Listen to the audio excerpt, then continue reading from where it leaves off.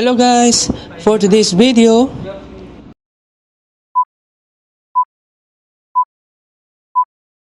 wala nang intro pa. Sure live na agad! But first, kailangan mo na ng sure pass at passport for documentation para maka-sure live.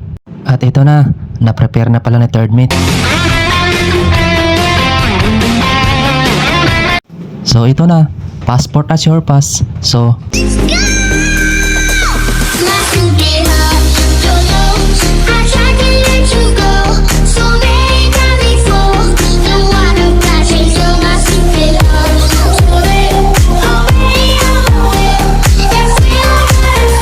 iwan ka muna namin saglit, mahal. Hintayin mo kami, ha.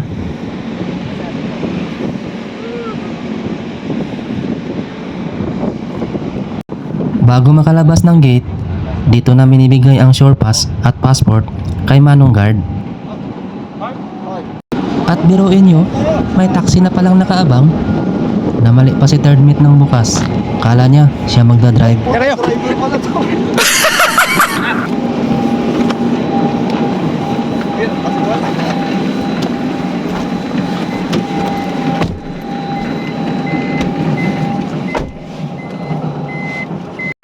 Oops! Bilang muna. Baka magkakulang pa.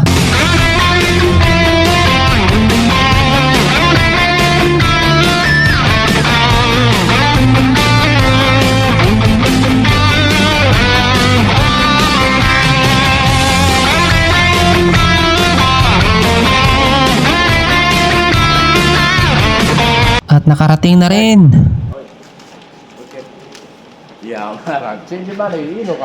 Dahil ginabi sa kakaikot, hanap muna kami ng pinakamasarap sa Japan. Hoy, iba yon. Hindi yon. Ito yon. Original Japanese ramen. Hello.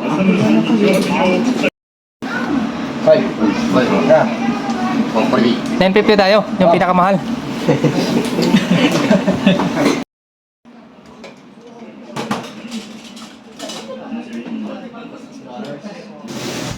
Ayan na po, piniprepare na yung order namin. Mukhang masarap to, ah. Arigatou gozaimasu. Ito na yung ramen, guys. Sauce. Ay, kakatikim na rin ng Japanese ramen. Rekta na agad. Gutom na eh. Oishii. Uso da kedo. Det, wag na. Sagot ko na yan. Kasi kaya yung pababae, Det? Ilang babae na yan? Ilang babae na yan? Yamete kudasai. Pagkatapos kumain, bili na muna ng foods at pang hygiene. Although, libre ang pagkain sa barko. Pero kailangan talaga may reserba. Lalo na't bakbakan sa trabaho.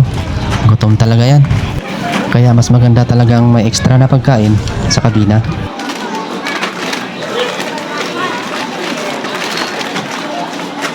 Iba pala dito.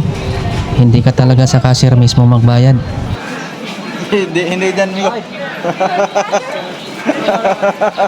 Dito pala. May machine pala sila dito na dito mo ipasok yung bayad mo.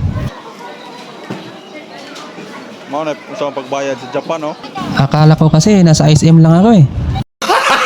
Gago!